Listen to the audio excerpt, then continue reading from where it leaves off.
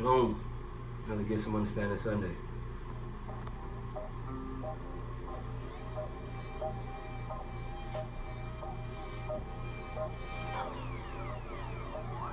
Order, my kills are dead. Christ is sacrifice and judge. Remission from sins through the shedding of his blood. Dealing with other nations once and all lawful thing. Now we told the cardinal man common or unclean. Order, my kills are dead. We got one high priest. John must decrease. Christ must increase. So urn can be released. The order can be deceased. So all sin can cease. So all can be in peace. Traumatized by the things we go through. Criticized for the things we don't do. Realize we not black, we Hebrew. Crucified the old man to become the new game. Kill, they won't spill his blood on the ground. We see thou should not kill before the commandments came down. Evidence of killing, evidence of sinning, evidence of Melchizedek from the beginning. Sacrifices under Aaron, yeah, time was spent. But Melchizedek was back once the veil was ripped. The priesthood being changed, we see what we saw. That was made by necessity, a change of the law. Not dealing with other nation judgment, animal sacrifice. Aaron had to go because it didn't suffice. Some people still practice Aaron, but they need to respect that we now under the order of Melchizedek. Order of Melchizedek. Christ is sacrifice and judge. Remission from sins through the shedding of his blood. Dealing with other nations once and all lawful thing. Now we told the cardinal man common or unclean. Order of Melchizedek.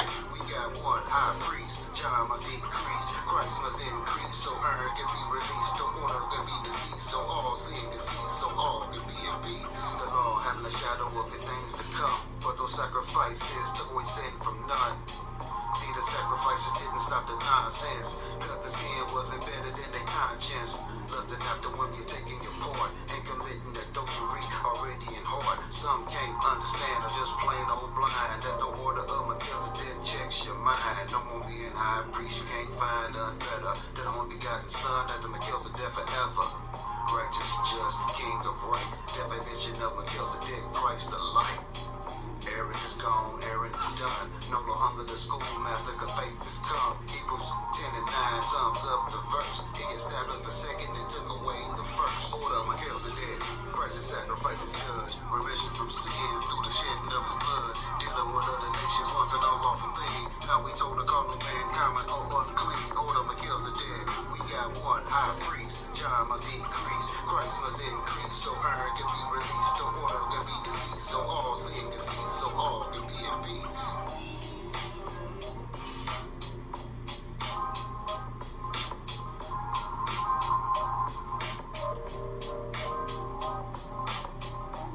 One love.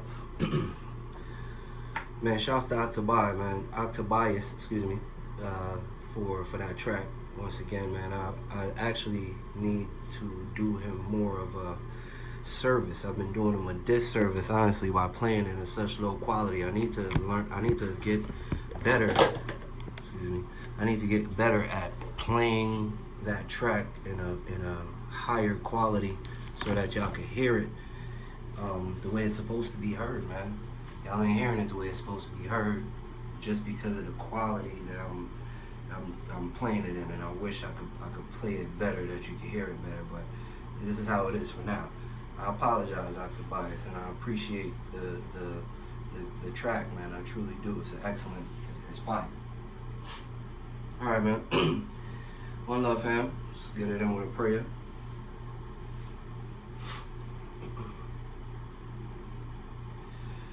Holy Abba, who art in the heights of the heavens, hallowed be thy wonderful, glorious, and majestic name.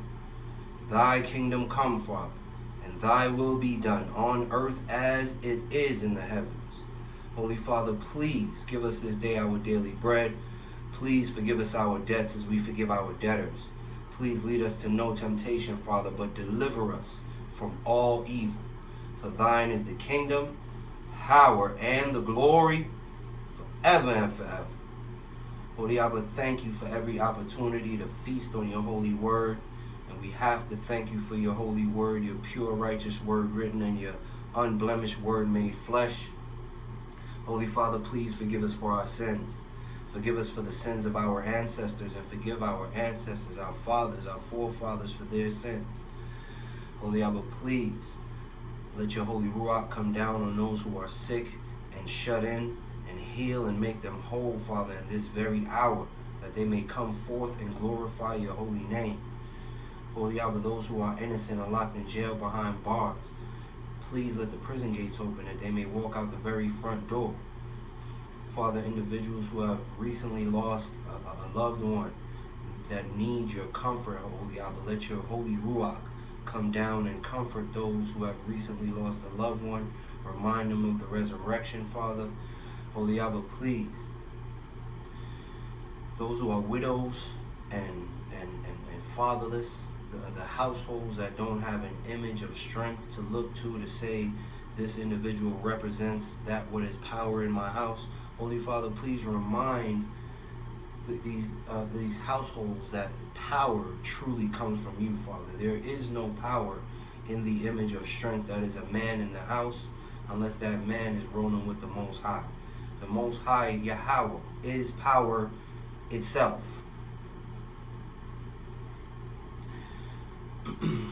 Holy Father, thank you for everything you have done, everything you are doing, and everything you will do.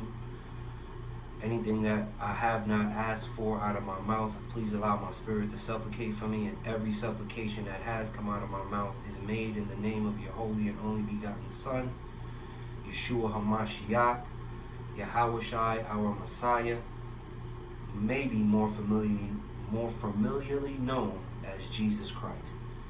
Amen, amen, and amen. Thank you, family, once again for joining another Get Some Understanding Sunday.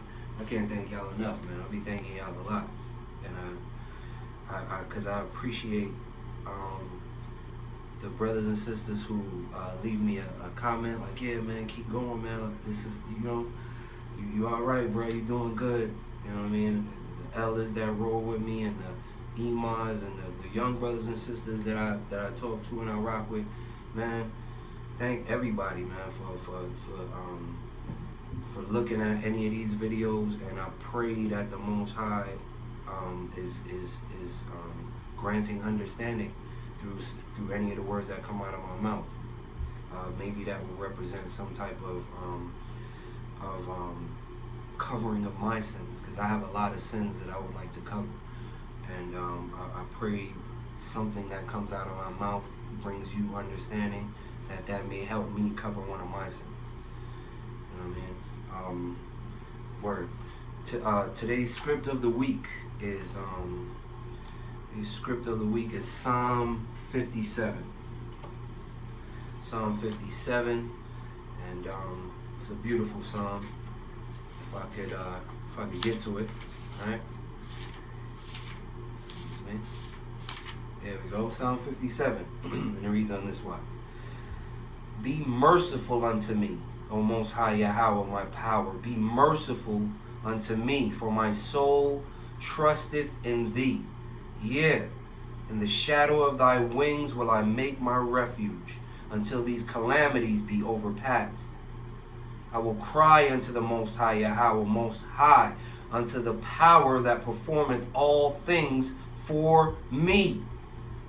He shall send from heaven and save me from the reproach of him that would swallow me up. Selah.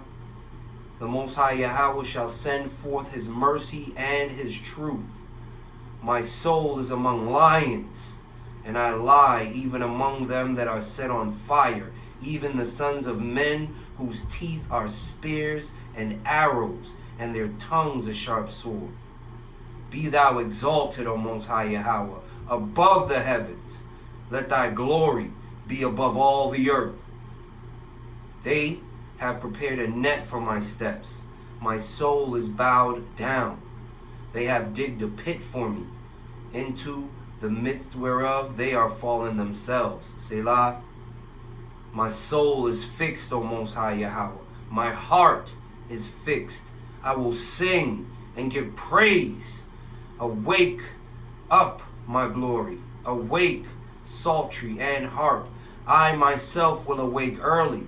I will praise thee, O Most High Yahweh, among the people. I will sing unto thee among the nations. For thy mercy is great unto the heavens, and thy truth unto the clouds. Let me read that again. For thy mercy is great unto the heavens, and thy truth unto the clouds. Be thou exalted, O Most High Yahweh, above the heavens. Let thy glory be above all the earth. Hallelujah. Man, that psalm is a powerful one, is it not? Come on, man. You gotta get the Most High his props. David knew how to, our forefathers knew how to get the Most High his props. You know what I'm saying? When I talk about praying for the sins of my forefathers and my ancestors, I'm not talking about my wicked ancestors. I'm talking about my righteous ancestors who made mistakes.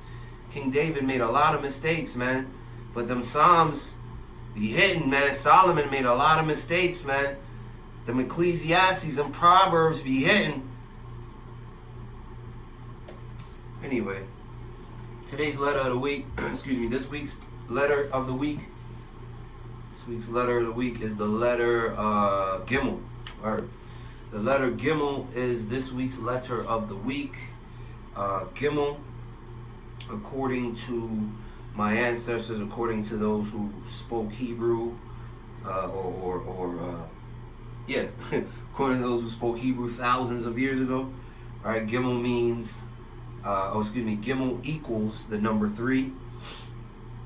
Once again, this is not for the purposes of counting, because nobody counts up to number 3, and when you get to number 3, you say Gimel, right?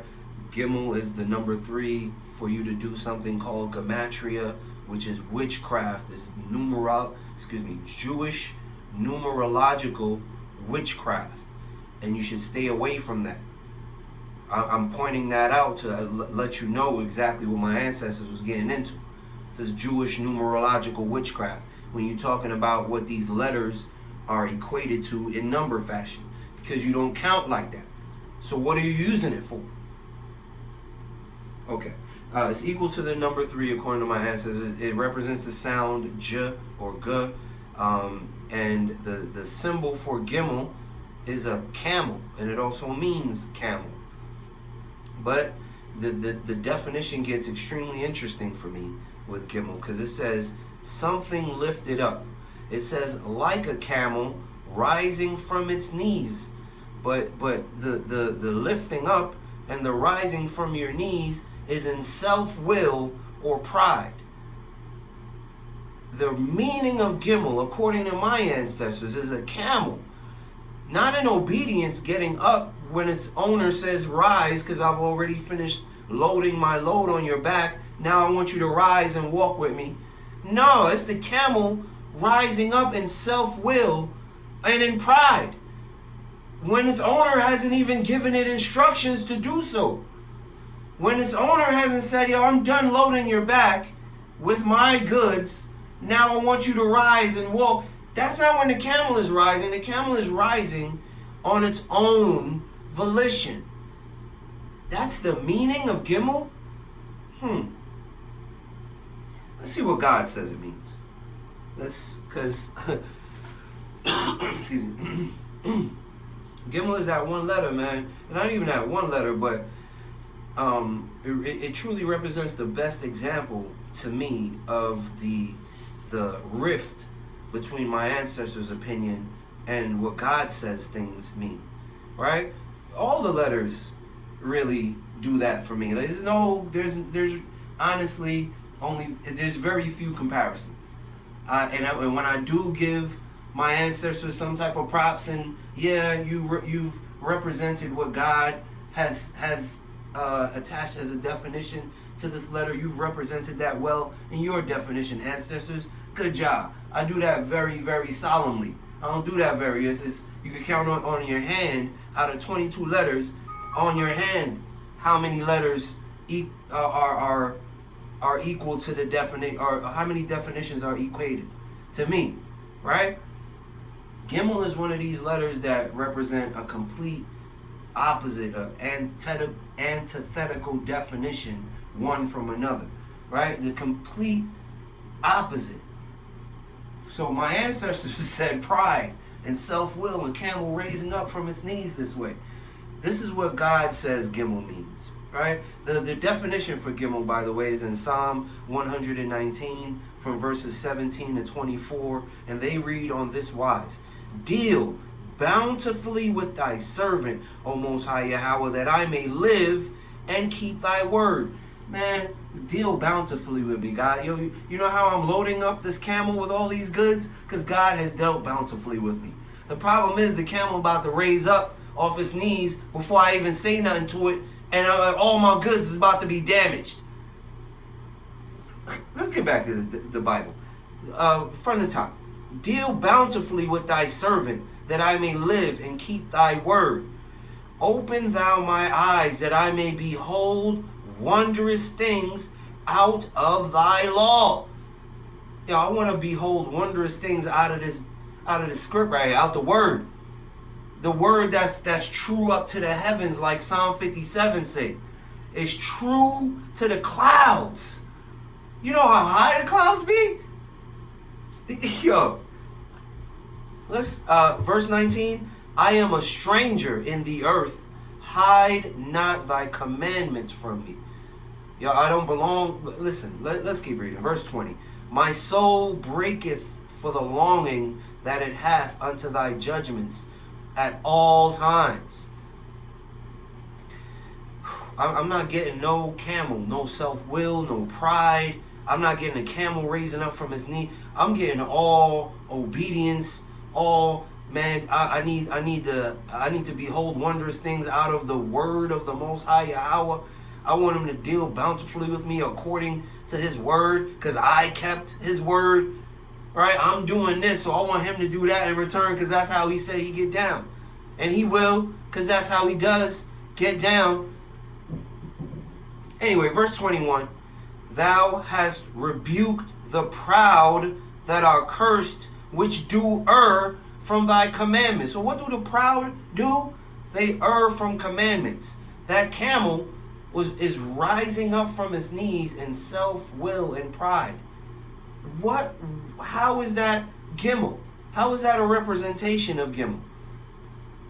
Huh? Because the Most High rebukes thou hast rebuked this camel rising up from its knees without any instructions. Why is it doing that as the definition to this letter? According to my ancestors. Let's keep reading though. Verse 22. Remove from me reproach and contempt, for I have kept thy testimonies. Princes also did sit and speak against me, but thy servant did meditate in thy statutes. Thy testimonies also are my delight and my counselors. This is all about the importance of the word of the Most High. And I don't get no self-will or pride or a camel raising up from his knees proudly in any of these verses. I don't see it. As a matter of fact, I'm getting the complete opposite. Once again, this is my stance, and I'm on a walk with the Most High. If on your walk and your path you find connections between these definitions and it brings you closer to God, all praises to his holy name. All right, let's keep moving. Where we at? We are in the chronology. At last week we read Genesis. Last week I wanted to read Genesis 11. I did not. Last week we read Jubilees chapter 10, the last few verses, starting from 29. Then we read the last, finished it out. We also read Jubilees chapter 11. Last week we also read Jasher chapter 7 and finished that chapter out from 23. So we started at 23 and we finished that chapter out. We learned out of Jubilees that the land of Canaan is not the land of Canaan, right? Jubilees chapter 10 from 29, finishing it out, that the land of Canaan is actually a Shemitic land. We also learned who the Medes were, and that they're a Japhetic people who asked for land. And the Canaanites are a seditious people who stole land and went against an oath that they all took before God. And we all know that you cannot go against an oath that you take before God. The oath that they all took in front of the Most High was an oath of judgment. If you take land that does not belong to you, if you take land that does not fall to you by lot, you have judgment coming upon you. The children of Canaan accepted that judgment. So anytime anybody asks you, why would God have the Israelites kill all the Canaanites? It's supposed to be righteous and merciful. Why is he just murdering, killing all these Canaanite people and giving their land to the Israelites? That's why. The Canaanites don't belong there. They are Hamitic people who took the land by sedition. They were removed in a seditious manner as well, just exactly as how the script said. So when you get into Jubilees, the 10th chapter, and you get in from verse 29 down, you will realize exactly why the Canaanites were treated the way they're treated when you get to the Old Testament or the days of Joshua and so on and so forth. You know, why these wars had to take place with these people, and why God said, I want to remove them all, everyone, man, woman, and child. I don't care who, get them all out of here. Listen, okay, so after that we read Jasher, okay, and we got information concerning Nimrod, how he came to power in his early 20s via the garments of skin that were made for Adam and Eve. When Adam and Eve was kicked out of the garden, like we read way back in the first book of Adam and Eve, I believe, from the lost books of the Garden of Eden, the first book of Adam and Eve described these garments of skin that God made for Adam and Eve, because Satan burnt the leaves that they were wearing. They were wearing fern leaves. Satan burned those when he made a fire in front of their house, and then they tried to walk by the fire. The leaves that they were wearing burned off. They were now subject to the elements and had no covering, and prayed, and God gave them coats of skin, or these garments of skin. These garments of skin, after Adam and Eve died, were passed down through the lineage of Melchizedek. They were given to Noah. They were stolen from Noah by Ham. Ham ended up giving them to giving them to Cush. Cush ended up giving them to Nimrod, and that's how Nimrod got him. When he put him on, he became powerful, a great hunter. He was actually a righteous individual initially. He was building altars and making sacrifices to the Most High.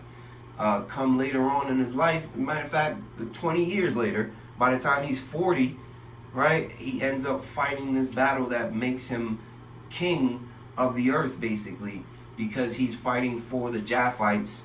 He's already a king in Ham.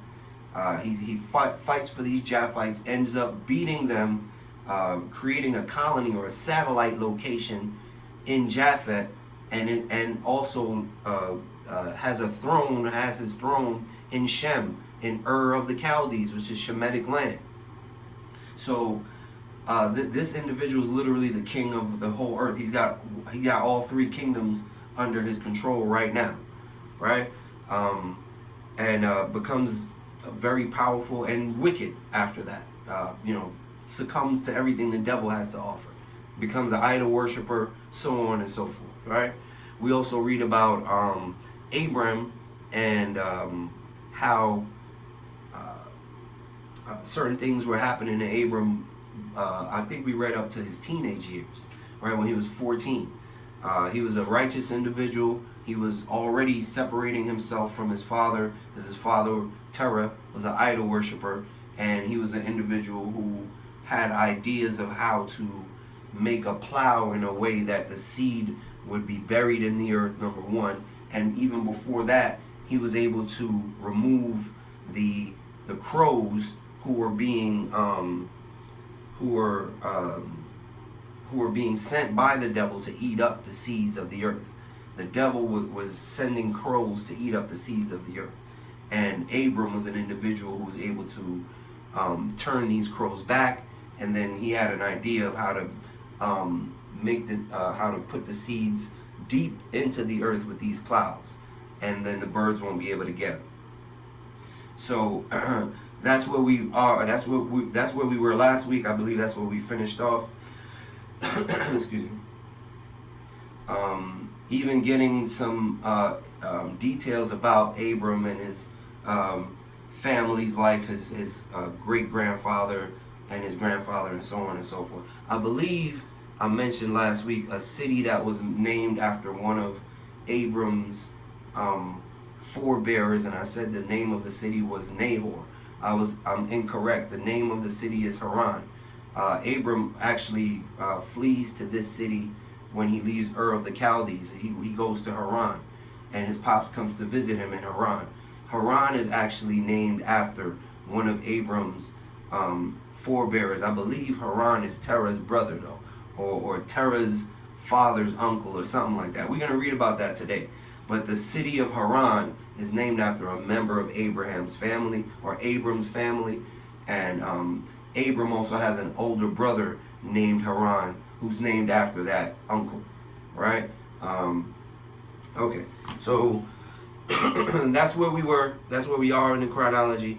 And excuse me, I apologize. And we're going to continue in that same lineage and detailed information today. We're going to take it back a little bit, though, to Abram's birth and his childhood, because Jasher has a lot of information on Abram's childhood. Jubilees kind of jumped to his teenage years, but Jasher's about to get to, the information before he even turns to a teenager, and then Jasher's going to tell you about what happened when he was a teenager, you know what I mean, and how he actually destroyed his pop's idols and so on and so forth a little bit later on. But so we're going to read a lot of Jasher today, right? I want to today read Jasher 8, 9, and 10, those 3 chapters, but I do want to start in Genesis first to relay the foundation, because Genesis is the foundation and we get the details from the rest, right? So we're going to go back to Genesis chapter 11, and we're going to read Genesis chapter 11 just so we could, stay on the chronological line. So Genesis chapter 11 and verse 1 reads on this wise. And the whole earth was of one language and of one speech. We read about that last week out of Jasher and Jubilees. And once again, it's very easy to understand how this could have been after the flood. Noah was speaking a language that Shem, Ham, and Japheth were speaking, and that they taught to their children, and they taught to their children, so on and so forth. They might have been different dialects of it, but there was definitely words that were universal between all of these particular tribes. They could all know and say and communicate the same thing to one another because of this one language that Noah taught everybody. That there, once again, might have been different dialects or twangs that were developing, but it was the same speech. Verse 2, and it came to pass, as they journeyed from the east, that they found a plain in the land of Shinar, and that they dwelt there, and that they said one to another, let us make brick and burn them thoroughly. And they had brick for stone, and slime had they for mortar. And they said, go to, let us build us a city and a tower, whose top may reach up unto heaven. And let us make us a name, lest we be scattered abroad upon the face of the whole earth. There's other testaments we're going to read that's going to describe this tower more. Matter of fact, we read last week in Jubilees about how big one of the bricks of the tower was, and how 13 stadia and 30 stadia, and how it took 3 days to walk around the remnants of it when it fell down in the days of Peleg. And once again, I had made the stand. I'm going to correct myself again here, because I had made the stance that I don't believe that these events happened in the days of Peleg. But I'm gonna have to, I might have to call that back, because what we're gonna get into today in the book of Jasher, if we're able to get there, is gonna talk about Peleg dying in the 48th year of Abram. right? So when Abraham was about 50 years old, that's when Peleg died. And all of these events concerning the Tower of Babel and even happening with Nimrod would have been right in chronological order, exactly when Jubilee said it, and I should not have questioned it until I moved further. I actually read it before. It's not like it's my first time going through it, but sometimes you forget about things that you've read before. So I honestly, that fact slipped my mind, and when I was preparing for this, and I was like, wait a minute, it says here that Peleg died in the 48th year of Abraham. And if Peleg died when Abraham was 48, then then Nimrod and all of the events of the Tower of Babel, all of this is definitely chronologically accurate. And Jubilees was chronologically accurate when it said that in the latter days of Peleg, these things took place. That is absolutely accurate. Okay, let's continue reading. I apologize. Verse 4. No, I just read that. Verse 5. Yeah. And the Most High Yahweh came down to see the city and the tower which the children of men builded. Exactly what we read already. Once again, the Bible is the foundation. So I probably should have read Genesis 11 before I read the Jubilees 11. But it went down the way it went down. All praises to the Most High. Genesis 11 and verse 6. And the Most High Yahweh said, behold, the people is one, and they have all one language. Facts. And this they begin to do. And now nothing will be restrained from them, which they have imagined to do. So these people they all know the same language. They can all communicate with each other. They all accomplishing the building of this tower, which is going to become a weapon. They're trying to build a weapon against heaven, right? A weapon against God to make themselves a name, to establish themselves in the earth. This is what Nimrod wants to do, right? To prove he's not only king on earth, he's also king in heaven. This is what the devil is putting into the mind of Nimrod. You understand? Now that Nimrod has absolute power and is the king of the whole earth, this is what the devil has put into this man's mind. Yo, fam, you need to build a laser weapon that could shoot up to heaven and kill angels. Why would Nimrod even think to do something like this? I apologize. I recant that last question, Judge. Let's get back to the testimony. Verse 7. Go to, let us go down and there confound their language, that they may not understand one another's speech. So here is where the Most High said, okay, that language of Noah is going to be forgotten to y'all. And I'm literally going to make everybody just speak a different language from now on. So before this, once again, that language of Noah was the language, right? It was the language of commerce. It was the commercial language, like English is the commercial language now. And back when Rome was in power, Latin, was the commercial language, right? There's certain languages that are on earth that become the commercial language because that nation is the most powerful nation on the planet. So in general, all nations use that language to communicate, commercially. Let's get back to this reading. Excuse me. So now the Most High is going to confound that commercial language. That's going to be forgotten. So the Most High Yahweh scattered them abroad from thence upon the face of all the earth, and they left off to build the city. Therefore is the name of it called Babel, because the Most High Yahweh did there confound the language of all the earth, and from thence did the Most High scatter them abroad upon the face of all the earth. Don't think that everybody on earth only lived in everybody on earth only lived by the tower or around the Tower of Babel at this particular point in time. He's talking about this united nation, so to speak. You Nimrod rule in Ham, Shem and Japheth, all of that is over. Nimrod's united kingdom, Nimrod's power, all of Nimrod's power is done after this Tower of Babel fall. Matter of fact, when the Tower of Babel fell, Nimrod's name changed from Nimrod to Amraphel.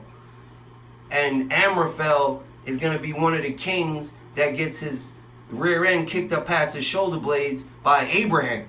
We're going to read that later. But just remember that name, Amraphel. Nimrod is Amraphel, because after the Tower of Babel, he has no more globally powerful position. He only now has power where he has power at, sitting in Ur of the Chaldees, or Akkad, or wherever he's Shinar. See word? Yeah, I think he's only now in Shinar, and the king in Shinar, and that's it. Nimrod no longer has his global influence is over now. Matter of fact, another guy after Nimrod, Chedorlaomer takes over. Because Chedorlaomer is the one who's kicking butt, who Nimrod is under after the Tower of Babel. It's all good. We're gonna get to Chedorlaomer and Amraphel and we're gonna get to all of that. I'm jumping the gun. I'm jumping the gun. I apologize. Let's get back to this.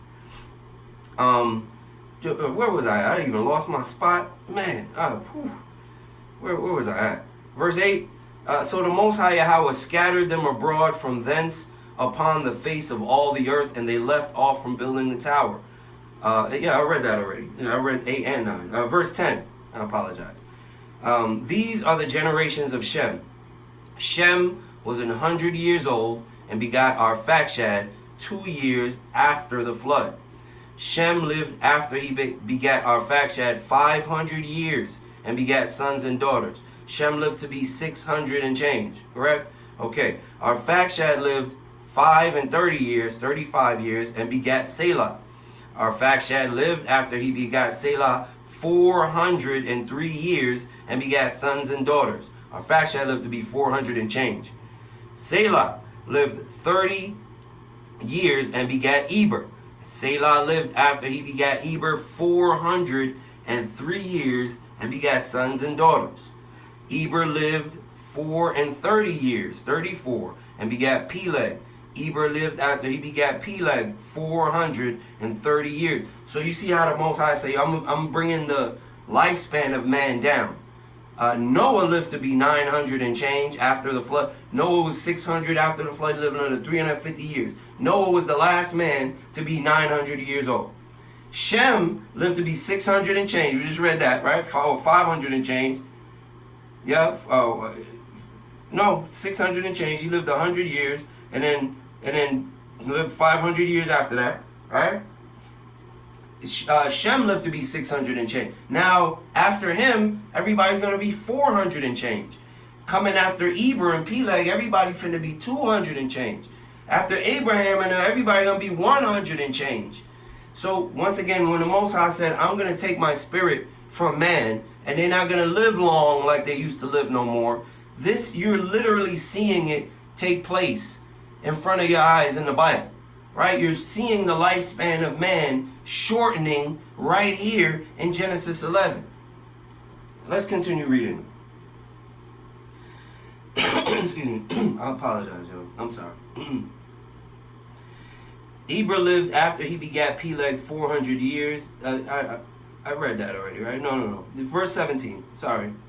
No, verse 16. Eber lived 430 years and begat Peleg. Verse 17. And Eber lived after he begat Peleg 430 years and begat sons and daughters. Peleg lived 30 years and begat Reu.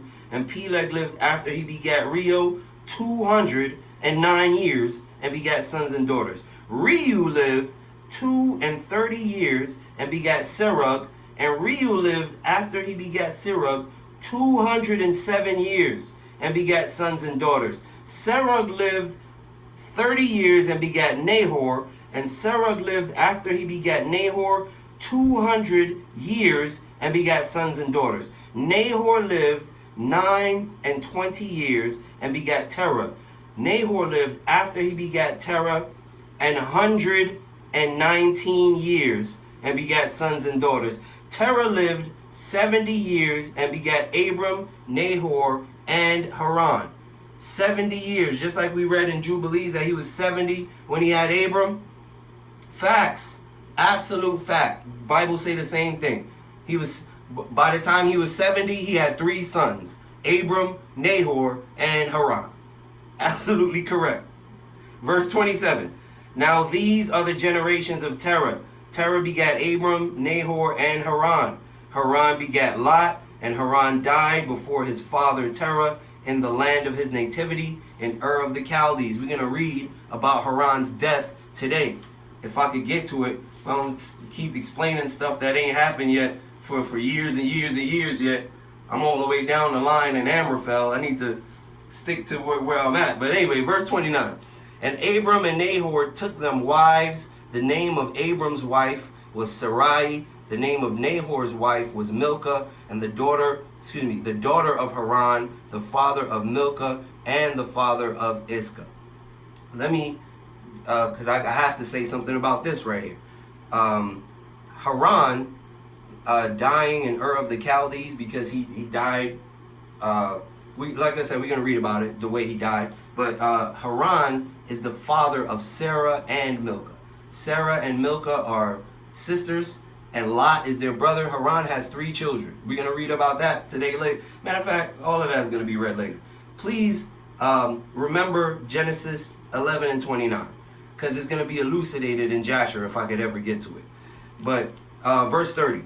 Sarai was barren, and she had no child. And also Iscah is not her name. It's like a nickname for her. And you know what Iscah means? Iscah means the one to behold. She is so beautiful. She's to be beheld. The one to behold is what Iscah means. And that's why Abram was like, yo, baby, you're going to have to hide in this trunk, because you are the one to behold. Good grief. Look at you, girl. Let me get back to these chapters and verses. Verse 31. Terah took Abram, his son, and Lot, the son of Haran, his son's son, and Sarai, his daughter-in-law, his son Abram's wife, and they went forth with them from Ur of the Chaldees to go into the land of Canaan. And they came unto Haran. What city is that? Haran. And we're going to learn about this city as well. Once again, why did they go to the city of Haran? Terah got props in Haran. That's one of the cities named after his family. That's why they go to Haran. But we're going to read about that. Anyway, and dwelt there. And the days of Terah were 205 years, and Terah died in Haran. I think Terah was the last man to live to be 200 years old. After Terah, I don't think nobody lived to be 200 years old. Once again, Abraham lived to be 175. I don't know who lived to be any older than that after that. The lifespan of man dropping. Anyway, let's jump into Jasher and start reading fast before I have to stop. Jasher, chapter 8 and verse 1. And it was in the night that Abram was born, that all the servants of Terah and all the wise men of Nimrod and his conjurers came and ate and drank in the house of Terah, and they rejoiced with him on that night. Terah is old as a mug. He's 70 years old, and he's having a baby. Yo, let's go celebrate with the old homie. What are you talking about? You 70 still dropping seeds out here, son? Yo, let's have a party. Verse 2. And when all the wise men and conjurers went out from the house of Terah, they lifted up their eyes toward heaven that night to look at the stars. And they saw, and behold, one very large star came from the east and ran in the heavens. And he swallowed up the 4 stars from the 4 sides of the heavens. And all the wise men of the king and his conjurers were astonished at the sight. And the sages understood this matter, and they knew its import. So on that very same party night, you know, they had a couple to drink, but it wasn't no, it had nothing to do with the alcohol. That when they looked in the stars, this is what they saw. It had nothing to do with the alcohol. Verse 3. And all the wise men of the king and his conjurers, verse 4. And they said to each other, this only betokens the child that has been born to Terah this night, who will grow up and be fruitful and multiply and possess all the earth, he and his children forever. And he and his seed will slay great kings and inherit their lands. You getting a prophecy about exactly what's going to happen to the children of Canaan by the children of Israel. Yeah, man. Let's keep reading. Verse 6. And they spoke and said to each other, behold, the sight that we saw last night is hidden from the king. It has not been made known to him. So the king don't know. Right? All the people who looked up in the stars and saw this were the mages and the wise men, the wizards and conjurers and such. But the king must have still been inside talking to Terah when this all went down. So he didn't know what happened. And these dudes are like, yo, we got to tell the king, because if we don't, he might kill us behind that. Let's get to reading them. Verse 7. And should this thing get known to the king in the latter days, he will say to us, why have you concealed this matter from us? And then we shall all suffer death. So exactly what I said, they're going to kill him behind it. Therefore, now let us go and tell the king the sight which we saw and the interpretation thereof, and we shall then remain clear. And they did so. They all went to the king and bowed down to him to the ground, and they said, may the king live, may the king live. We heard that a son was born to Terah, the son of Nahor, the prince of thy host. And we yesternight came to his house, and we ate and drank and rejoiced with him.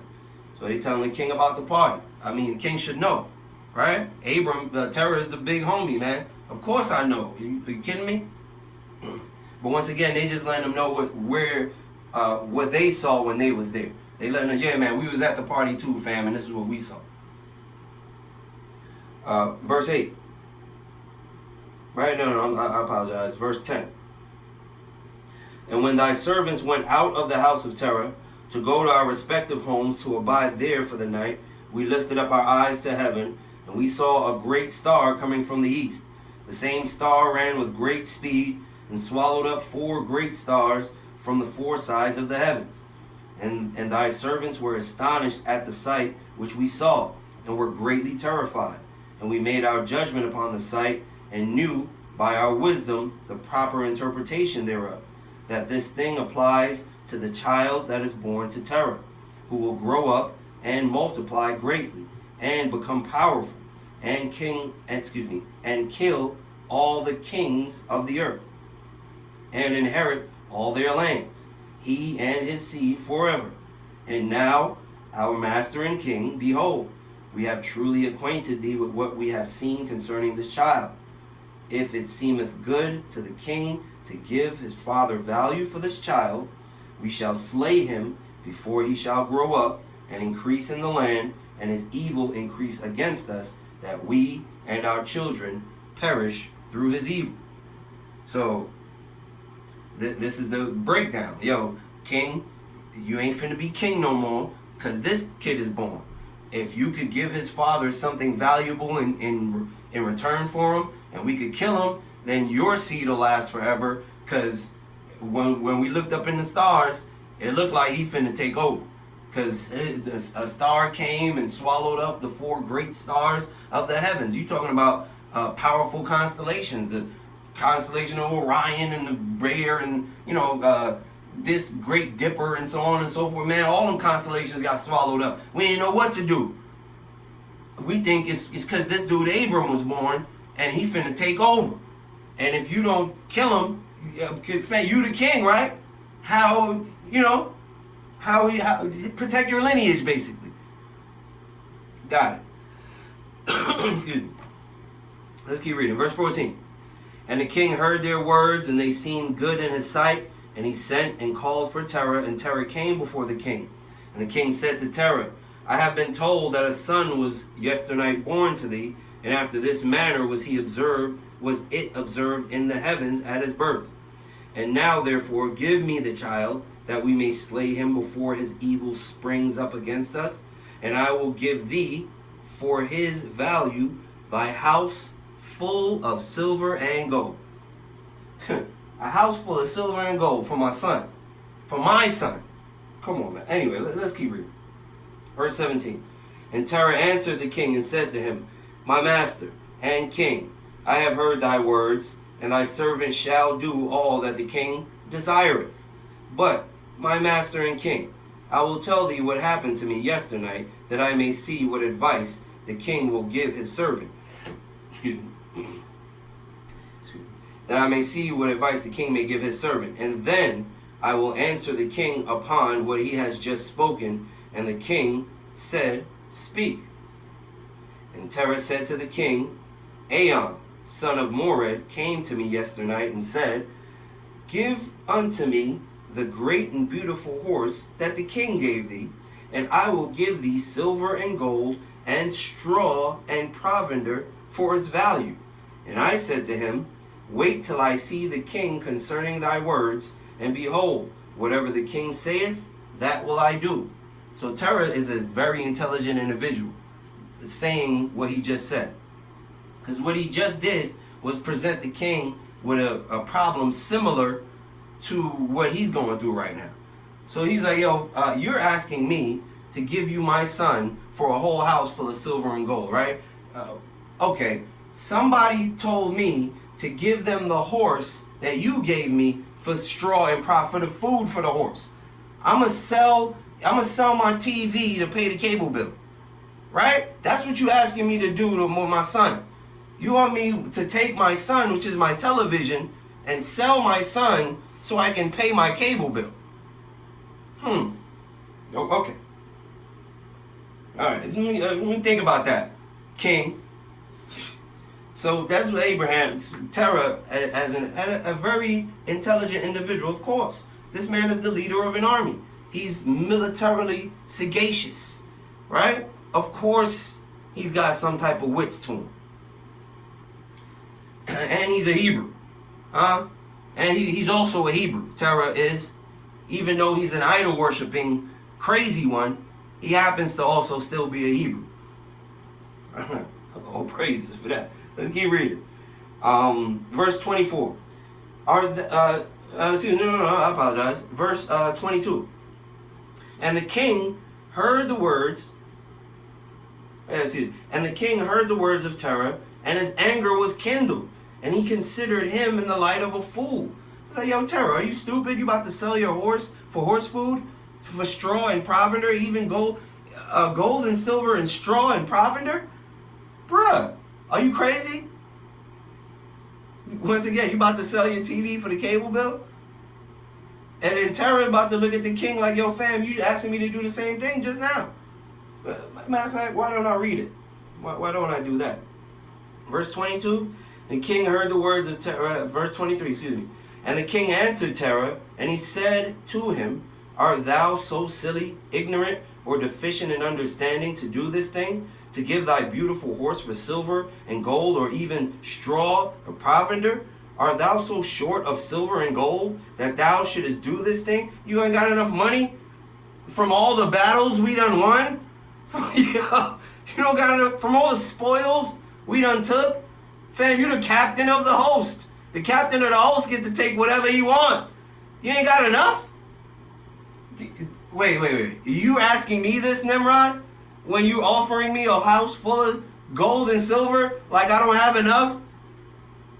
Let's keep reading though. Because thou canst not obtain straw and provender to feed thy horse, what is silver and gold to thee, or straw and provender, that thou should give away that fine horse which I gave thee, like which there is none to be had on the whole earth? Maybe Nimrod gave Terah a unicorn, for all I know, but this horse is dope as a mug, and Nimrod don't want Terah to give it away for something that he needs to use to feed it. And he's considering Terah a foolish individual right now, because Terah is even considering this. Right? Verse 25. The king left off speaking, and Terah answered the king, saying, like unto this has the king spoken to his servant. I beseech thee, my master and king, what is this which thou didst say unto me, saying, give thy son, that we may slay him, and I will give thee silver and gold for his value? What shall I do with silver and gold after the death of my son? Who shall inherit me? Surely then, at my death, the silver and gold will return to my king who gave it. Yo, what you trying to give me a... Come on, man. Let's keep reading. Verse 27. You don't even need to explain that one. Verse 27. Michael understood that one 100%. I'm not getting into no explanations. Verse 27. And when the king heard the words of Terah and the parable which he brought concerning the king, it grieved him greatly. And he was vexed at this thing, and his anger was burned within him, because he was outsmarted by somebody who he just considered stupid. He just outsmarted the king. And you can't do that, not in front of everybody. Terah's like, oh, wait. Now Terah's in another move of intelligence, but also brutality. You know what I mean? Kind of smart for him to do it, but very, very brutal. What he's about to do now. Let's keep reading. Terah saw the anger of the king was kindled against him, and he answered the king, saying, all that I have is in the king's power. Whatever the king desireth to do to his servant, that let him do. Yea, even my son, he is in the king's power, without value in exchange. He and his two brothers that are older than he. Yo, fam, if Nimrod wanted, Nimrod is so mad right now, he about to, I'll kill all you right now. Right? And Terah is absolutely right. Yo, fam, let me just capitulate, because you are, bruh, you run it. Everything I have is yours already, fam. My oldest sons down to my youngest son. Don't matter which one you want, I'll give you all three of them if you wanted me to give you all three of them, right? But come on, man. Show some mercy here, king. Right? This is very intelligent of Terah. Let's keep reading. The king said unto Terah, no, but I will purchase thy younger son for a price. And Terah answered the king, saying, I beseech thee, my master and king, to let thy servant speak a word before thee, and let the king hear the word of his servant. And Terah said, let my king give me 3 days time till I consider this matter within myself, and consult with my family concerning the words of my king. And he pressed the king greatly to agree to this. So, man, just give me some time. Give me 3 days, and we're gonna decide. Like, we've been through a lot, Nimrod. If you have any type of love for anything that I've done for you, fam, you all right? Come on, man. Give me 3 days, and it'll all be squashed. Let's see what happens. Excuse me. Excuse me. Man, I just lost my spot. Yeah. Verse 30. And, verse 31. And the king hearkened to Terah, and he did so, and he gave him 3 days' time. And Terah went out from the king's presence, and he came home to his family, and spoke to them all the words of the king. And the people were greatly afraid, and it was in the 3rd day that the king sent to Terah, saying, send me thy son for a price, as I spoke to thee.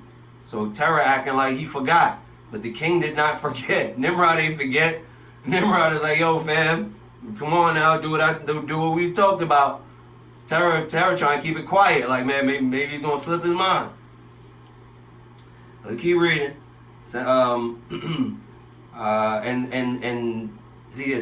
send me thy son for a price, as I spoke to thee, and shouldest thou not do this, I will send and slay all thou hast in thy house.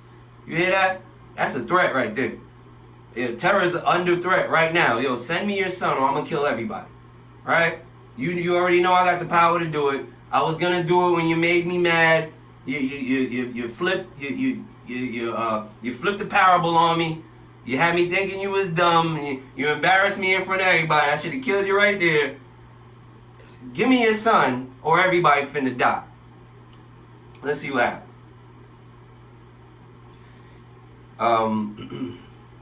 It continues to say, I will send and slay all thou hast in thy house, so that thou shalt not even have a dog remaining.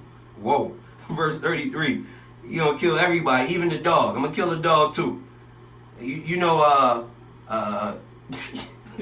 it's all good. I'm finna say something about John Wick and a dog. Anyway, verse 33. Terah hastened, and as the thing was urgent from the king, and he took a child from one of his servants, which his handmaid had borne to him that day.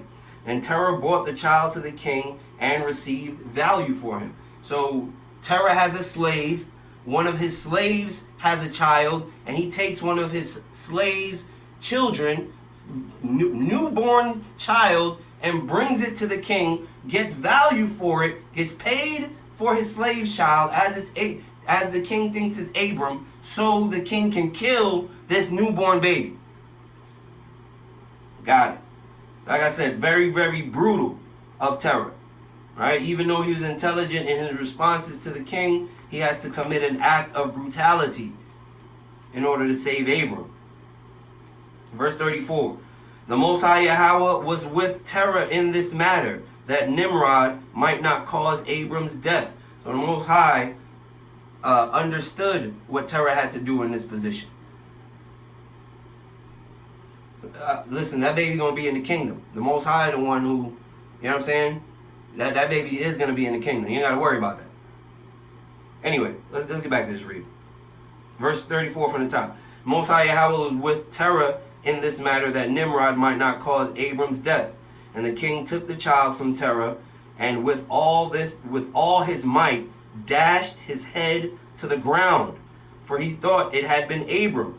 And this was concealed from him from that day, and it was forgotten by the king, as it he just killed a baby. He just took a baby and threw his head to the ground as hard as he could, and then forgot about it. You know what I'm saying? It's all good. I don't even remember that. You don't remember you killed that baby? What happened? Did I? Did I do that? You forgot about it. Come on, man. Let's keep reading. It was forgotten by the king, as it was the will of providence not to suffer Abram's death. And Terah took Abram his son secretly, together with his mother and nurse, and he concealed them in a cave, and he brought them their provisions monthly. So at 3 days old, Terah is hiding Abram in a cave somewhere in Ur of the Chaldees, and bringing them food on a regular basis until Abram is about 3 months or 3 years old or so. But let's keep reading. We're going to see. The Most High Yahweh was with Abram in the cave, and he grew up, and Abram was in the cave 10 years. And the king and his princes and soothsayers and sages thought the king had killed Abram. So Abram is in this cave growing up and so on and so forth. He's when the book of Jubilees gets into, by the time Abram is 14, this is where Abram is. I guess this is where Abram is with his relationship with his father, right? From this cave, going to do whatever he's doing to get these crows out and, other things, so on and so forth. But Abram and his pops is definitely still in contact with each other throughout this whole time, from Abraham's birth, while he's living in this cave for 10 years of his life, and so on and so forth. That is the end of chapter 8. Let's go right on to chapter 9. And Haran, the son of Terah, Abram's oldest brother, took a wife in those days. All right? Haran was 39 years old when he took her, and the wife of Haran conceived and bare a son, and he called his name Lot. And she conceived again and bare a daughter. She called her name Milcah. And she conceived again and bare a daughter, and she called her name Sarai. So right here in the book of Jasher is stating very clearly, Lot Sarah and Milcah are brothers and sisters, and now you can see why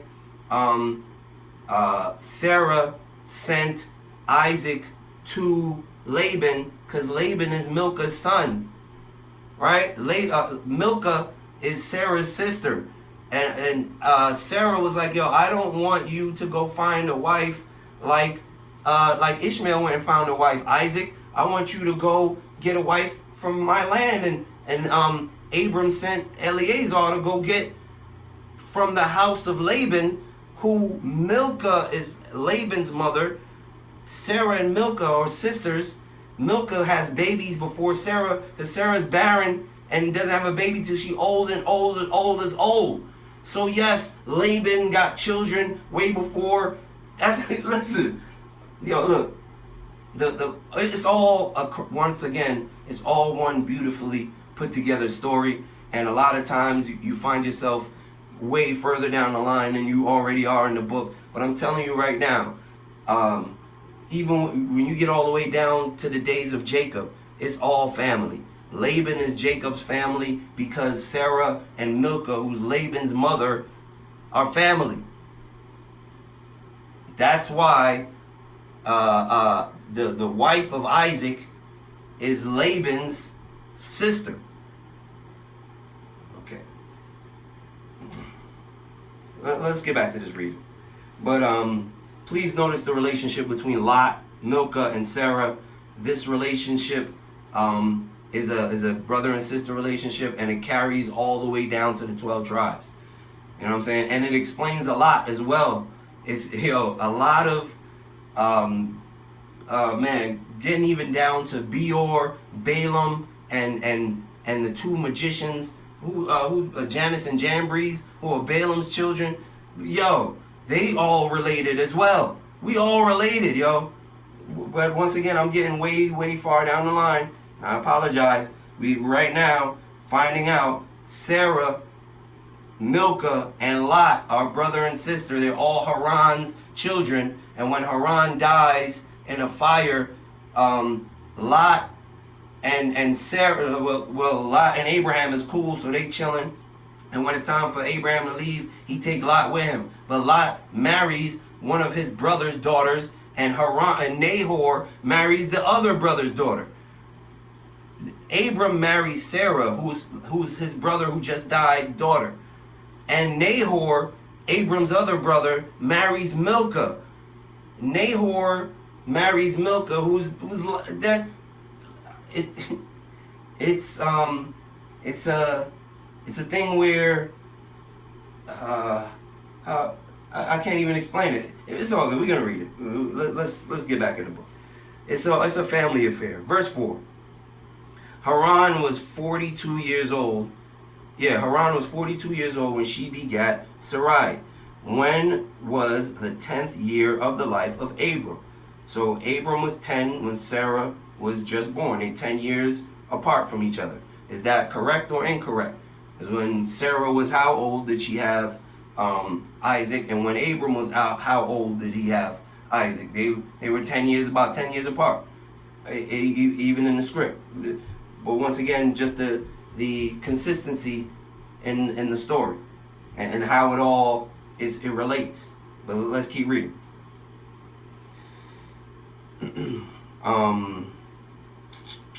In those days, Abram and his mother and nurse went out from the cave, as the king and his subjects had forgotten the affair of Abram.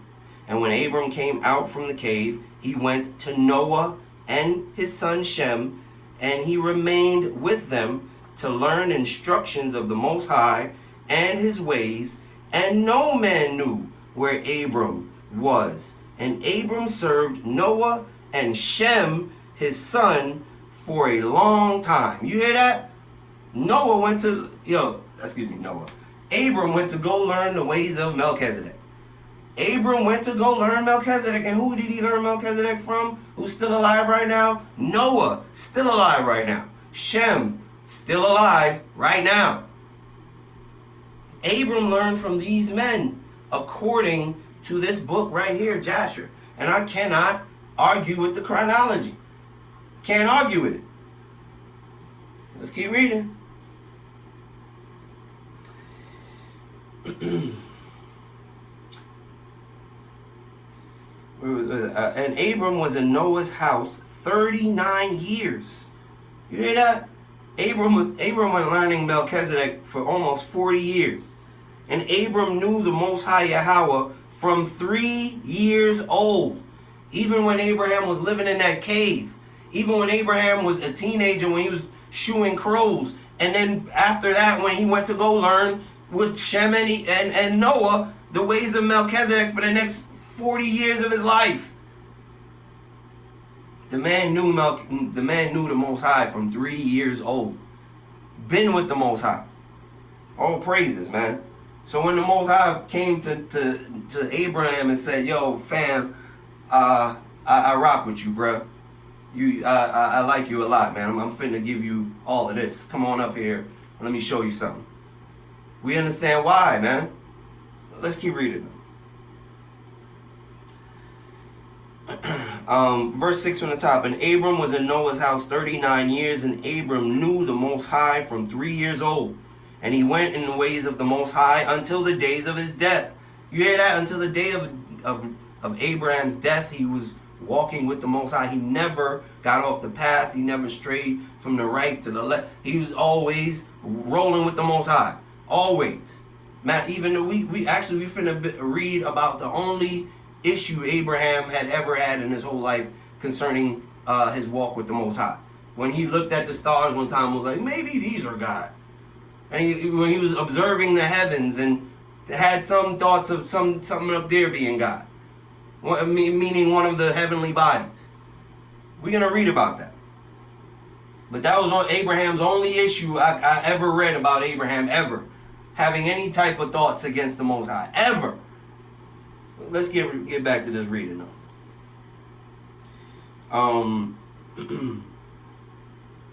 Until the day of his death. As Noah and his son Shem had taught him, and all the sons of the earth in those days greatly transgressed against the Most High, and they rebelled against him, and they served idols, and they forgot the Most High Yahweh who had created them in the earth. That is always going to be the problem.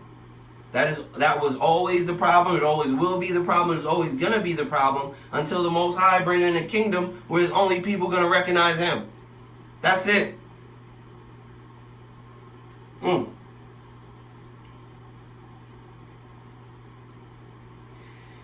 And the inhabitants of the earth made unto themselves at that time every man his idol, idols of wood and stone, which, idols of wood and stone, which could neither speak, hear, nor deliver. And the sons of men served them, and they became their gods, or their powers.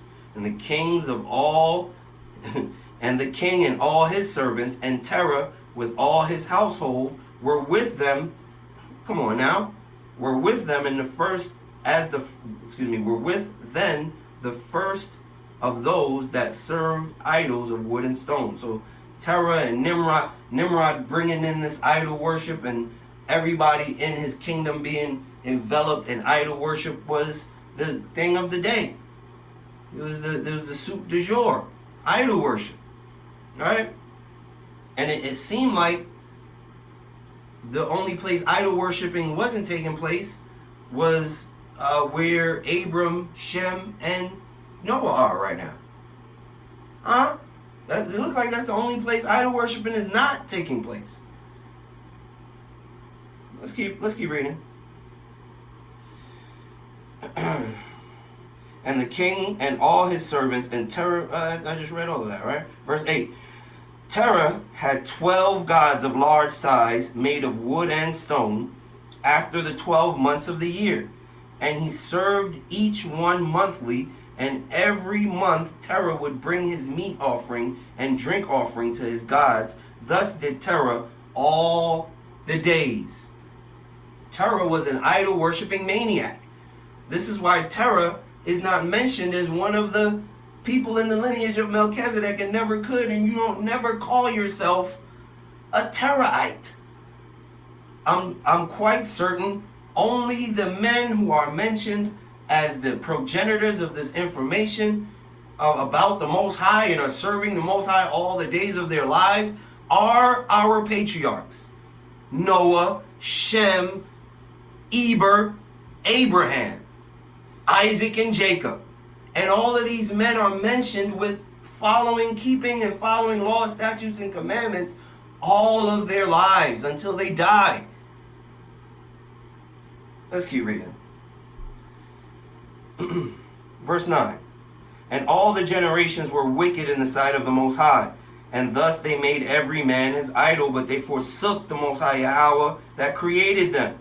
And there was not a man found in those days in the whole earth who knew the Most High Yahweh, for they served each man his own idol, except Noah and his household, and all those who were under his counsel knew the Most High in those days.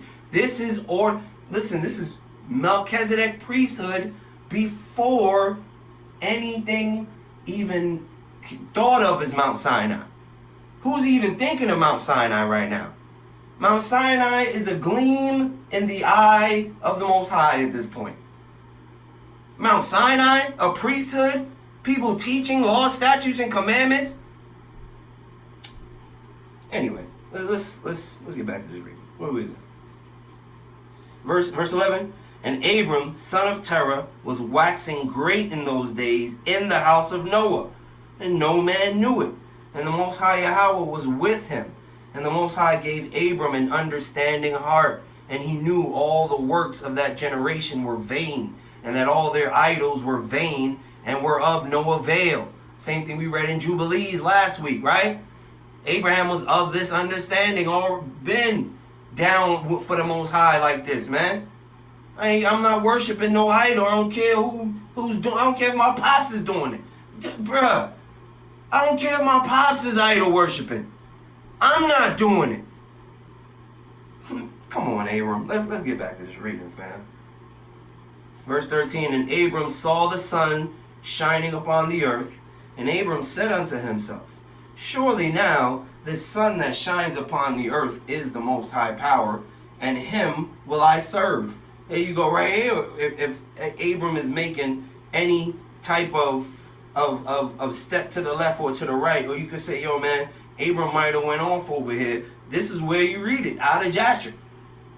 But by the time you get to the end of this chapter, Abram corrects his behavior completely.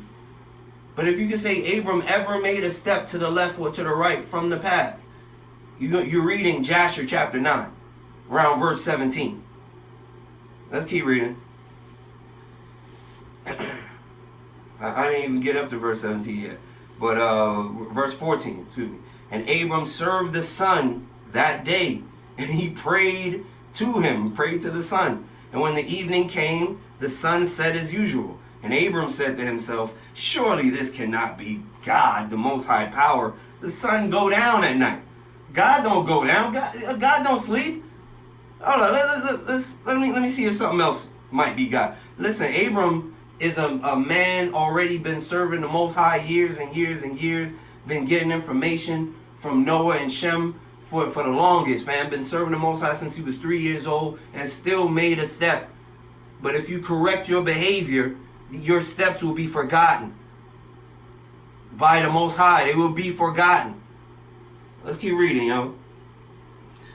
And Abram, verse 14 from the top. And Abram served the sun that day, and he prayed to him. And when the evening came, the sun set as usual. And Abraham said within himself, surely this cannot be the Most High Creator. And Abram still continued to speak within himself, who is he who made the heavens and the earth, who created upon the earth? Where is he?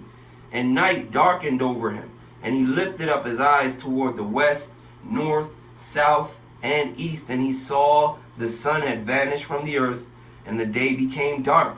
And Abram saw the stars and the moon before him, and he said, surely this is the Most High Yahweh, who created the whole earth as well as man. And behold, these his servants are. The moon is God, and his servant, the stars are the servants of the moon. Anyway. And Abram served the moon and prayed to it all that night. So Abram is tripping, fam, because Abram is actually having a conundrum that many of us have, which is wanting to see God.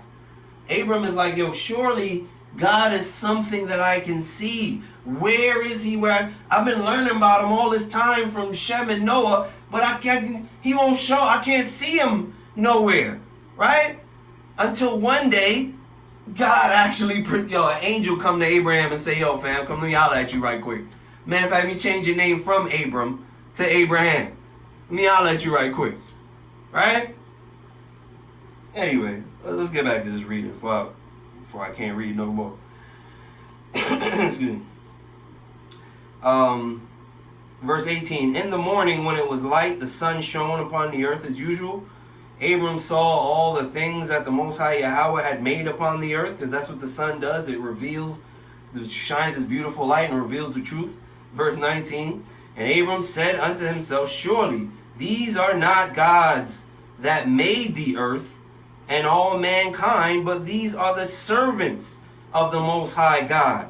And Abram remained in the house of Noah, and there knew the Most High Yahweh and his ways, and he served the Most High all the days of his life, and all that generation forgot the Most High Yahweh and served other idols of wood and stone, and rebelled all their days. This is what was happening throughout the earth right now. You're talking about crazy rebellion. All of the Egyptology mythology, all of the Sumerian mythology, all of the Indian Hindu mythology, all of that is actually correlated mythology. All of their gods are the same gods, have the same power, rule over the same forces, and so on and so forth. They just have different names. Enlil and Enan and Enki and Seth and Horus and Osiris, and all of these, they're all the same. Even when you get down to the Greek gods, Jupiter and Zeus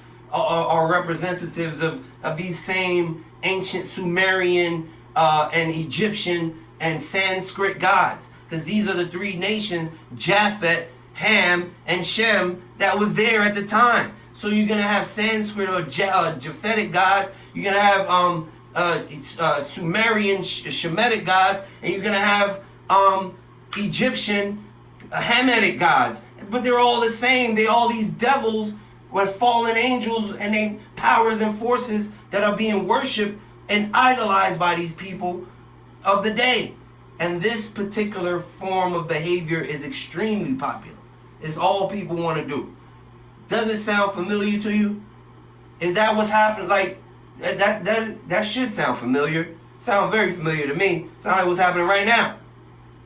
Let's get to reading though. Let's get back to this. Excuse me.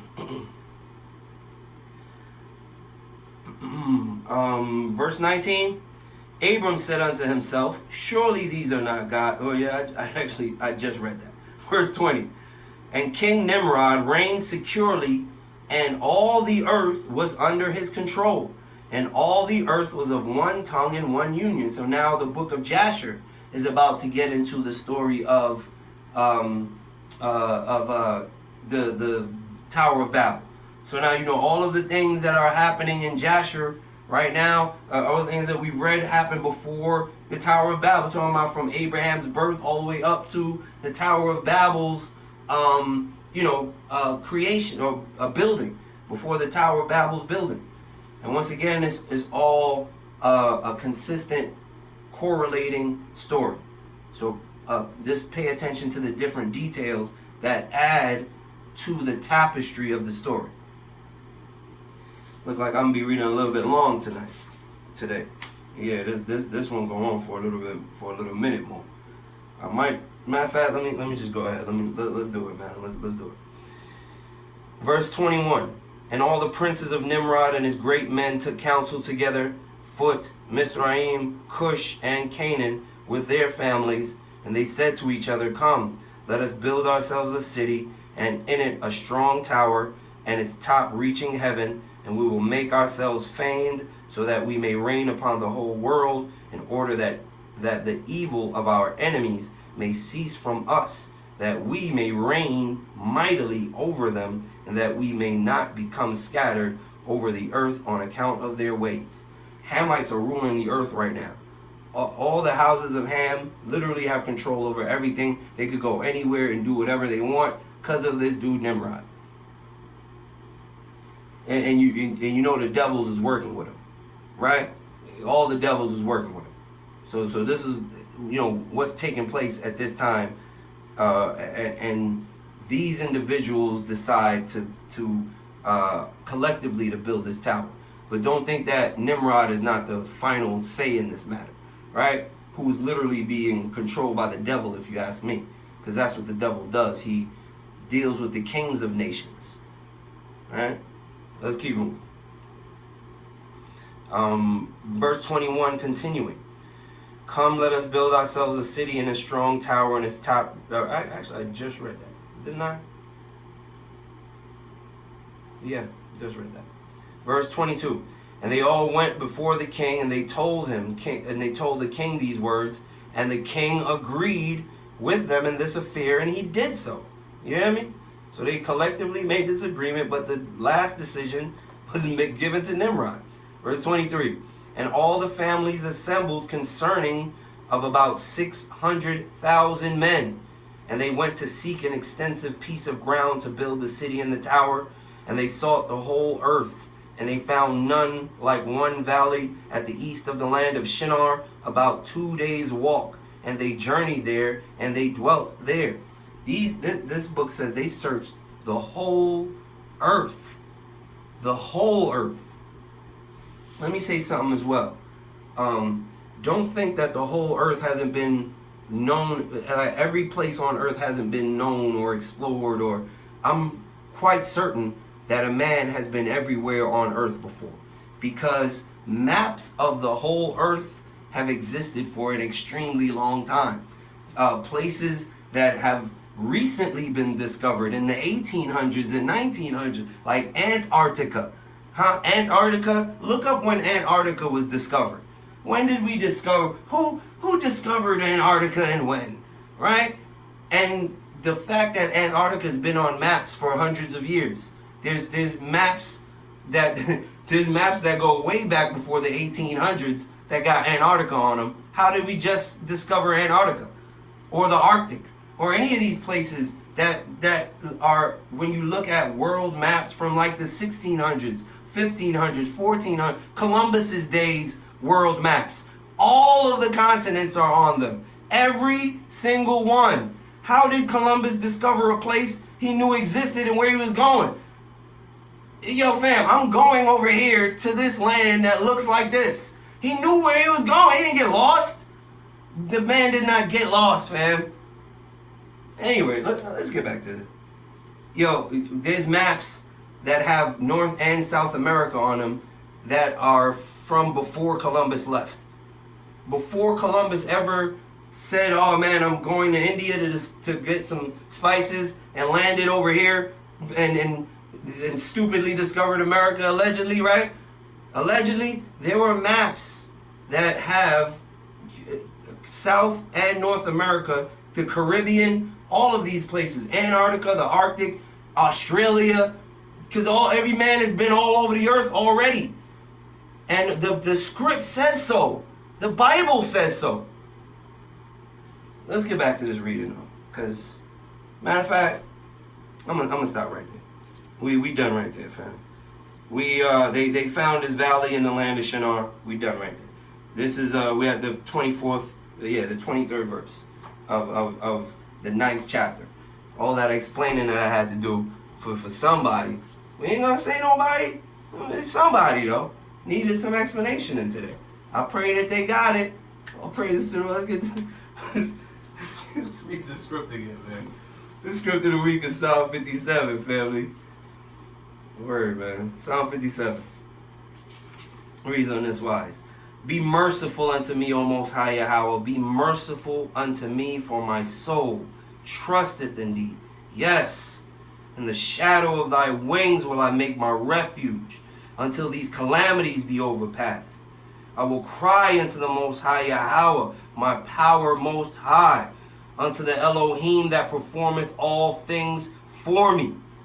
He shall send from heaven and save me from the reproach of him that would swallow me up. Selah. Most High Yahweh shall send forth his mercy and his truth.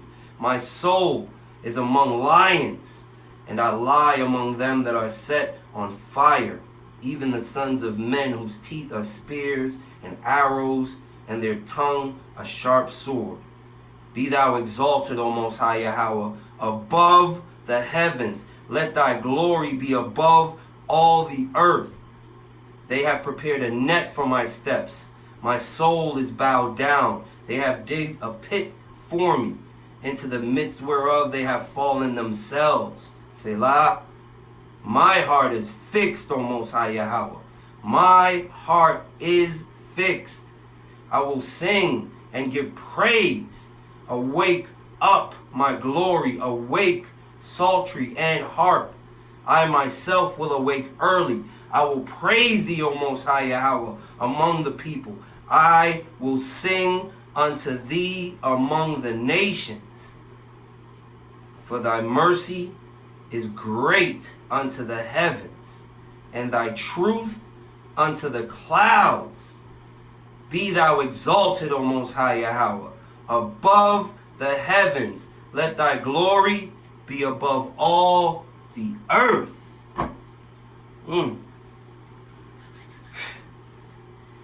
Holy Abba, who art in the heights of the heavens, exalted be thy name. Thy kingdom come, Father, and thy will be done on earth as it is in the heavens. Holy Father, please give us this day our daily bread. Please forgive us our debts as we forgive our debtors. Please lead us to no temptation, Father, but deliver us from all evil. For thine is the kingdom, the power, and the glory forever and forever. Holy Abba, thank you for all opportunities to gather and feast on your holy word. And Father, most definitely thank you for your pure, righteous instructions made flesh, and your unblemished word, your unblemished word written. Your pure, righteous word made flesh, and your unblemished word written. Holy Abba, please forgive us for our sins. Forgive our ancestors and forefathers for their sins, and forgive us for the sins of our forefathers and ancestors. Holy Abba, please let your holy Ruach come down on those who are sick and shut in. Please heal and make them whole in this very hour, that they may glorify your holy name. The widows and the fatherless children, households that don't have an image of strength, please, Holy Abba, remind them that power in their household comes from you. Holy Abba, those who have recently lost a loved one, Holy Abba, let your Ruach come down and comfort and remind them of the resurrection, Father. Holy Abba, those who need faith, give them faith. Those who need courage, give them courage. Those who need understanding, give them understanding. Those who need discernment, give them discernment. Those that need anything that they are lacking, Father, please just grant it unto them. Holy Abba, anything that I haven't supplicated, please let the Spirit groan for me. And Holy Abba, anything that does come out of my mouth comes out of my mouth in the name of your holy and only begotten Son, Yeshua HaMashiach. Amen, amen, and amen.